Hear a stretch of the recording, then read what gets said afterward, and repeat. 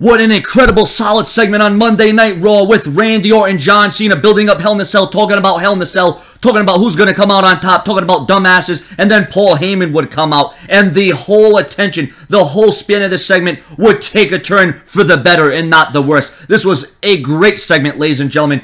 Although this just started because the match was made last week because we learned that Orton would face the loser of Ambrose and Cena, the bottom line is this segment came through, and I'm not saying that this is going to make the entire Hell in a Cell worthwhile and all that other stuff, but this segment was done effectively, and the WWE did all the right things because Paul Heyman would come down, because we would learn that the winner of Orton Cena Hell in a Cell would then go on to face Brock Lesnar, so then Paul Heyman would naturally come down, and he would talk about Cena, he would talk to Cena, he would talk to Orton, and pretty much say that you don't want a piece of Brock Lesnar, you're in the wrong time, you're in the wrong era, but Randy Orton would not be playing anyone tonight, Randy Orton would not be anybody's bitch, Randy Orton would be going back to his old Viper ways. First, Randy Orton hits an RKO on John Cena, and then Randy Orton hits an RKO on Paul Heyman, and Randy Orton is the last man standing. Is that going to be the scene at Hell in a Cell? Is Randy Orton going to finally fulfill his destiny and become #1 contender and go on to face Brock Lesnar for the WWE World Championship? Like I said, this was an explosive segment. Some powerful words were said between Cena and Orton. You could really feel this exchange, and here's the great thing about this segment. When it first started, the fans were eating up Randy Orton. They were chewing him up. They were saying and booing and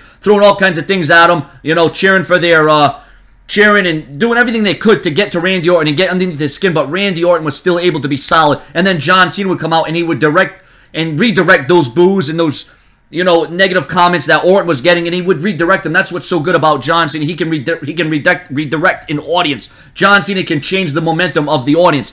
But that's why Orton and Cena are so great. Ladies and gentlemen, subscribe right now. Sean's Entertainment. What did you think about Orton hitting an RKO on Cena and Paul Heyman? This was absolutely awesome. I didn't see this coming. Randy Orton, obviously, feeling a different vibe, a different feeling. And this is the Randy Orton we need to see. This is the Randy Orton that has to be on WWE Raw. And Randy Orton, you want to talk about making a statement. That's exactly what Randy Orton did on Raw. And I'm definitely excited about the possibility of Orton going against Lesnar. As much as I would want to see Cena and Lesnar again because they've never put on a bad match, it's time for something fresh. It's time for something different. And as Paul Heyman learned, Randy Orton can hit an RKO out of nowhere, and that could happen. That could be the same fate of his client Brock Lesnar, just like Cena and Paul Heyman learned earlier tonight on Raw. Subscribe with your comments, your opinions, and what a segment this was. I give it a solid 4.5 out of 5 stars.